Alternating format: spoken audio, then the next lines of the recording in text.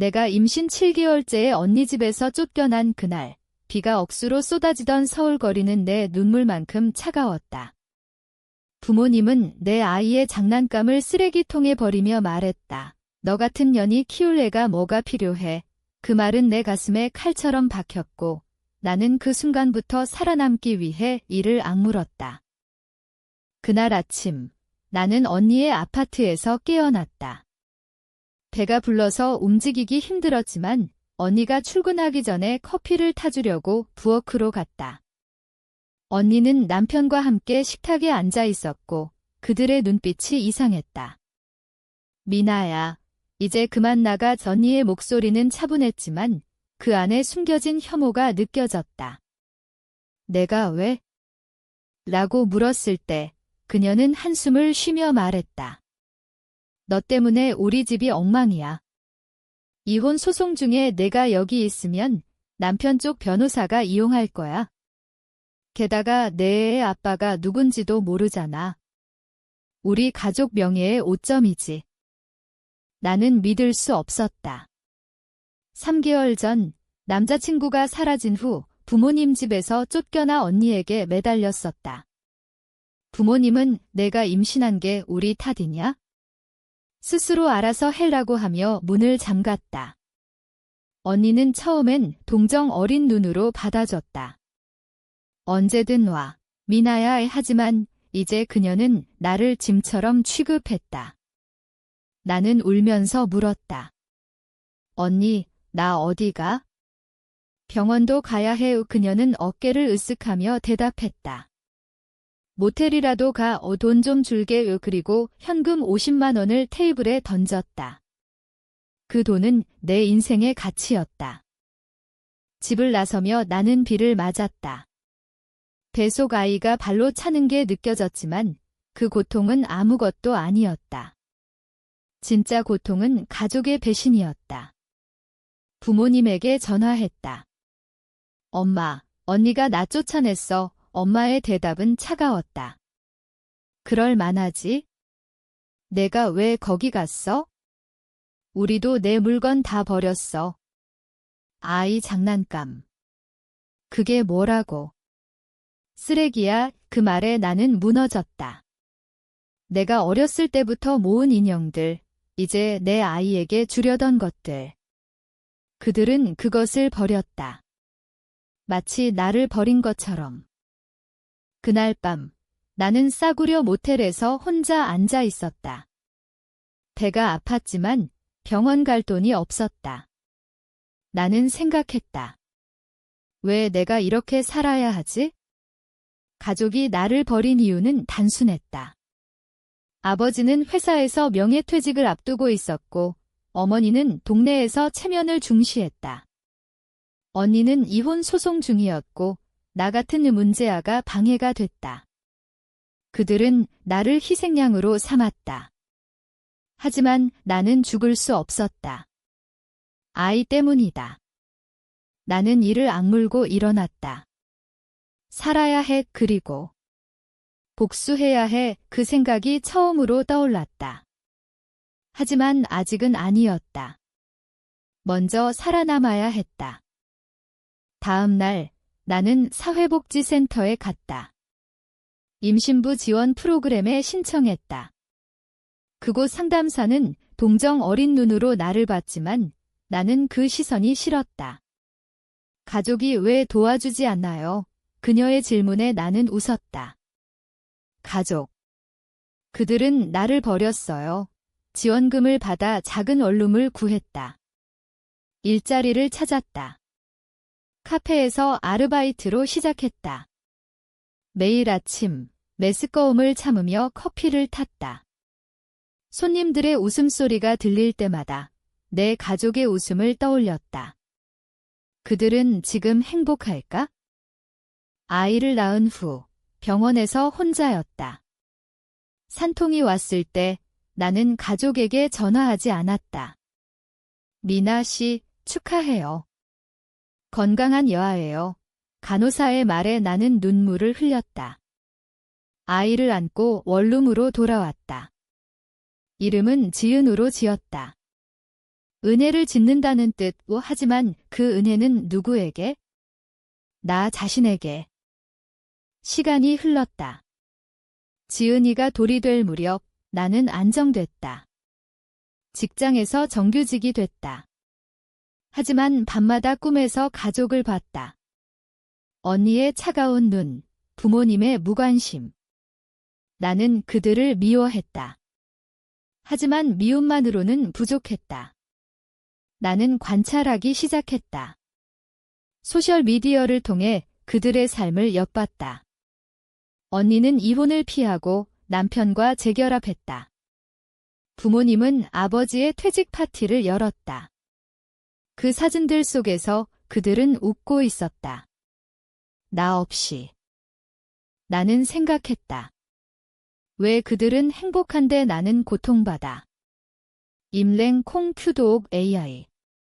그 순간 내 마음속에서 무언가가 깨졌다. 더 이상 참지 않기로 했다. 하지만 서두르지 않았다. 복수는 기다림이다. 나는 그들의 약점을 찾기 시작했다. 언니의 약점은 명예였다. 그녀는 대기업에서 일했고 소문에 약했다. 부모님은 돈이었다. 아버지의 퇴직금이 전부였다. 나는 천천히 계획을 세웠다. 먼저 익명으로 언니의 회사에 제보했다. 그녀가 이혼 소송 중에 동생을 버렸다. 거짓은 아니었다. 하지만 과장했다. 소문이 퍼지기 시작했다. 그 제보 후 언니의 SNS가 조용해졌다. 그녀는 스트레스를 받는 듯했다. 나는 만족했다. 하지만 그건 시작일 뿐이었다. 내 심장은 점점 차가워졌다. 지은이를 볼 때마다 미안함이 들었다. 엄마가 왜 이렇게 됐을까? 하지만 멈출 수 없었다.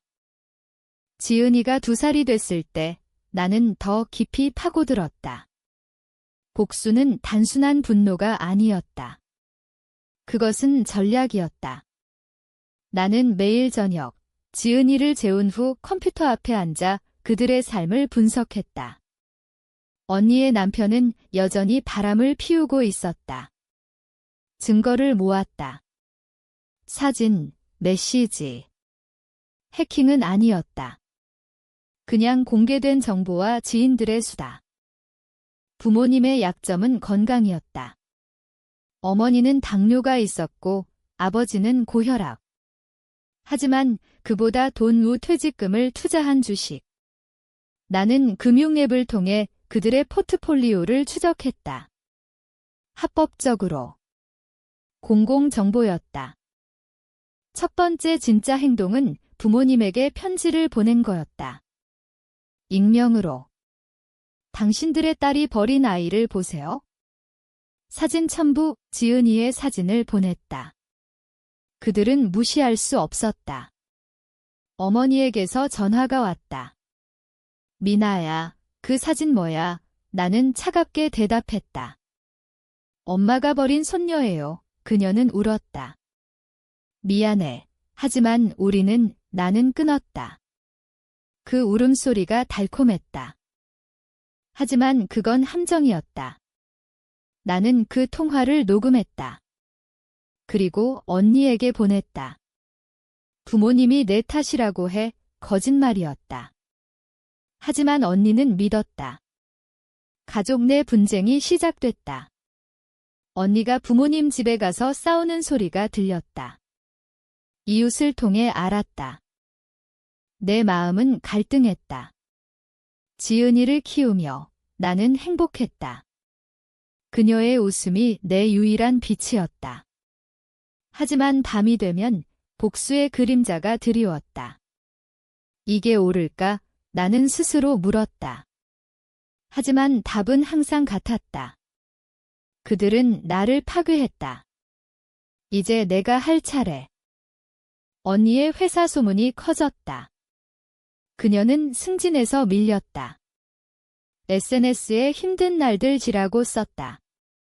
나는 댓글을 달았다. 가짜 계정으로. 가족을 버린 사람치고는 잘 사네. 그녀는 불록했다. 하지만 상처받았을 거다. 부모님의 투자. 나는 주식 포럼에서 익명으로 그 회사 주식 곧 폭락할 거야 라고 썼다. 증거를 기반으로. 실제로 그 회사는 스캔들에 휘말렸다. 아버지의 퇴직금이 반토막 났다. 그들은 패닉에 빠졌다. 나는 그들의 고통을 느꼈다. 하지만 공감하지 않았다. 오히려 기뻤다. 이게 내가 느낀 고통의 일부야. 내 생각이 변했다. 예전엔 가족을 사랑했다. 이제 그들은 적이었다. 지은이가 3살이 되자 나는 더 대담해졌다. 언니의 남편에게 메시지를 보냈다. 당신 아내가 동생을 버린 거 알아? 증거를 첨부. 그는 화를 냈다. 이혼 소송이 제기됐다. 언니가 나에게 왔다. 미나야, 내가 한 짓이야. 그녀의 눈에 공포가 보였다. 나는 부정했다. 언니가 왜 나한테 와? 내가 날 버렸잖아. 그녀는 울며 갔다. 그 순간 나는 승리를 느꼈다. 하지만 동시에 빈곤함을. 복수는 나를 변화시켰다. 지은이를 안을 때 내 손이 떨렸다. 엄마가 괴물이 됐어. 하지만 멈출 수 없었다. 다음 계획은 부모님의 건강이었다. 약국에서 어머니의 약을 확인했다. 그리고 어머니의 당뇨약. 나는 의사 친구를 통해 정보를 얻었다. 합법적으로. 그 약 잘못 먹으면 위험해. 나는 익명으로 편지를 보냈다. 약을 확인하세요. 누군가 바꿔 쓸 수 있어. 물론 바꾸지 않았다. 하지만 그들은 의심했다. 병원에 가서 검사를 받았다. 스트레스가 쌓였다. 아버지는 고혈압으로 쓰러졌다. 병원비가 들었다. 퇴직금이 줄어들자 그들은 집을 팔아야 했다. 나는 그 과정을 지켜봤다. 부동산 사이트에서. 언니의 이혼은 진행됐다. 남편이 모든 걸 폭로했다. 법정에서 아내가 가족을 버렸다고 증언. 언니는 직장에서 해고됐다. 그녀의 명예가 무너졌다. 나는 그 소식을 듣고 웃었다. 하지만 웃음 뒤에 공허가 있었다. 지은이가 물었다. 엄마, 왜 웃어? 나는 대답할 수 없었다. 내 계획은 완벽했다. 하지만 위험했다. 언니가 나를 의심했다. 그녀는 경찰에 갔다. 누군가 날 괴롭혀. 하지만 증거가 없었다. 나는 조심했다. 모든 게 익명이었다. 밤에 나는 꿈을 꿨다. 가족이 나를 쫓는 꿈. 깨어나서 울었다.